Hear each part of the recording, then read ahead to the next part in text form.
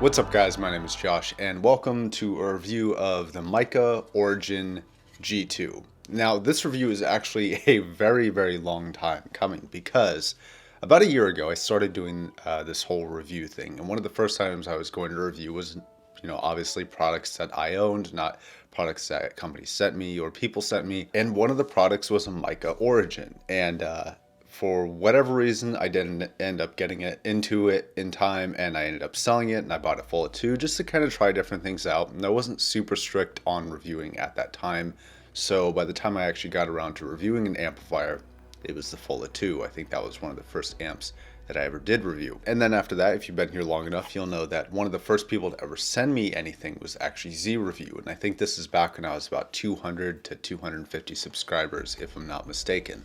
Now, he sent me a whole box with a bunch of different headphones, a few different amplifiers. One of them was a Micca Origen. Now, that unit didn't work, so no review again. And then a few months go by, and then a very nice gentleman sent me his LCDXs, and in the case was a Micca Origen Plus. Okay, finally, I'll get to do the review. So his Micca Origen works great. There's no problems. I was planning on reviewing that one, but a very nice rep from Micca contacted me and offered to send me out not only the Origen G2, but also their new Bluetooth DAC, which will be in its own review, but I did want to make you aware of it. So finally, I've got it back. I'm finally reviewing it. So it's been a long time coming. I know a lot of you don't care about that, but I do, because it's kind of just like something that I've been wanting to check off kind of my review bucket list for a while, because this was one of the first good amplifiers that I personally ever tried. Now, a couple seconds ago I said that Micca sent me it, and they did. They gave it to me for free in terms of sending out a review. Now, I think it's very important when a company sends me something to disclose that I had very clear and very concise dialogue with them, telling them that I review things in an unbiased manner, in an honest manner, and they seem to be on the same page with that. So this is an unbiased, honest review. I'm not being paid or asked or influenced in any way to say anything good or bad about this device, so all thoughts on this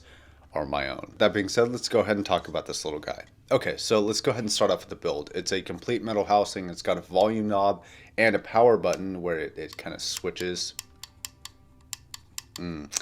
So it switches on from the power knob, and then you control the volume from there. On the back, there's a DC 5-volt in, which it does not come with a charging cable for this. So that is an option that you can use if you have one available, but it is not required to power this device. This device can be powered off of USB, and it can be powered off of USB off of your computer. Now, continuing on the back, you have said USB power input. You also have a SPDIF or an optical input, which you can switch between depending on which source you want to play, because the USB can be power and your media source, or it can just be power. And then a little bit further down the back, you have a line out, not a pre-out. It's a line out that is volume controlled via the volume knob on the back. There's no way to switch that to a pre-out, unfortunately. Now, this may or may not benefit you, depending on what you are sending that pre-out to. Let's say it's a pair of speakers.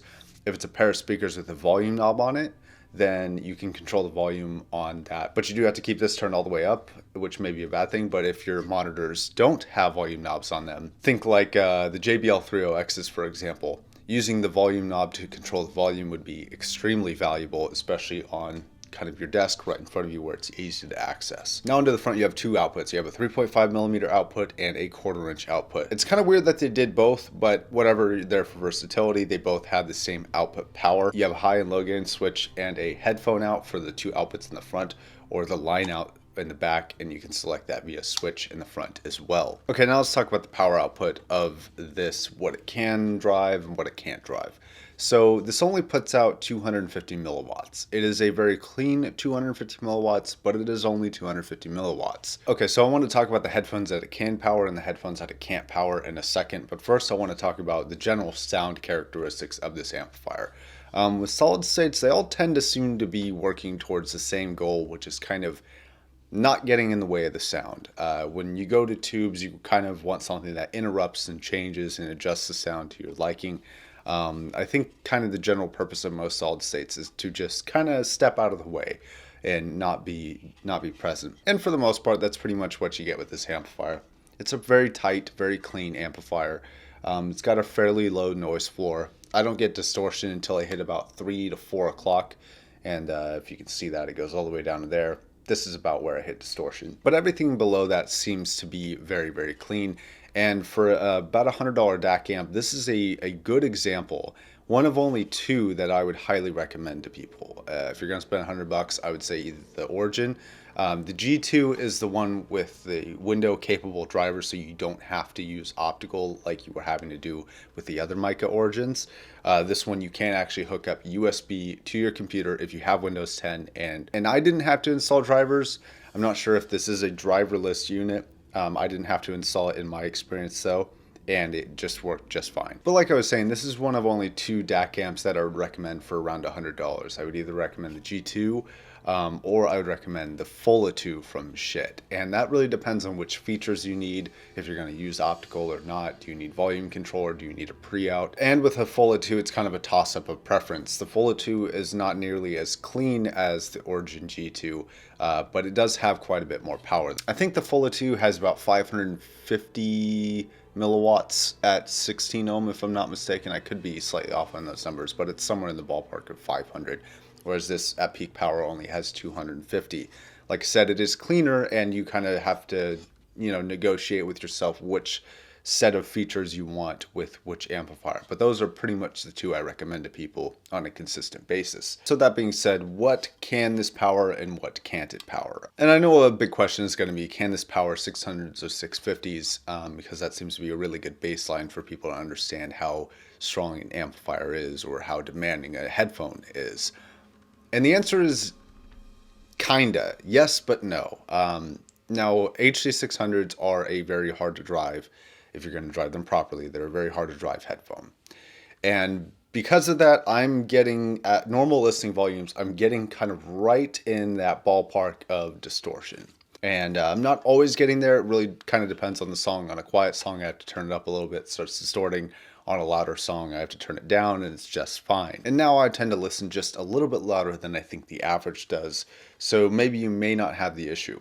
Now, 600s and 650s are a hard to drive headphone. We all know that. You do need a lot of power to drive them properly. Is this going to be better than onboard sound? Absolutely, 100%. It's going to be a little bit more power, and it's going to be a whole lot cleaner. And you have the versatility for having a lot of different options for outputs and inputs and that sort of thing. Now, these powering 600s, I'm going to kind of consider to be a wash. You could power it if you wanted. I do recommend maybe a little bit higher power, but there are a lot of headphones that it can power.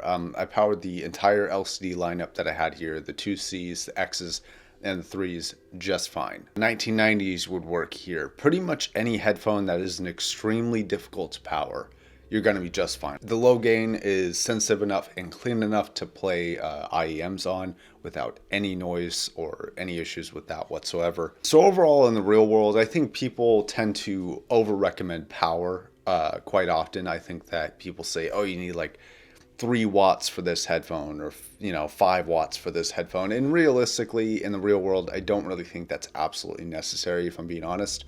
Now, I'm not being a hypocrite, because I do have one of the more powerful headphone amplifiers, being the NFB1 amp, and I use that to test, but there's a myriad of reasons why I do use that particular amplifier to test headphones on, and it also gives me a great baseline to compare other amplifiers like this one. So as an overall generalistic statement, I'm going to say that this is going to be fine for all but the most demanding headphones. Everything below that, pretty much every IEM you're ever going to try, and the majority of headphones that you're ever going to own, are probably going to work just fine. So I would say with this, you're probably going to want to stay with impedance ratings on your headphones below 300 ohms.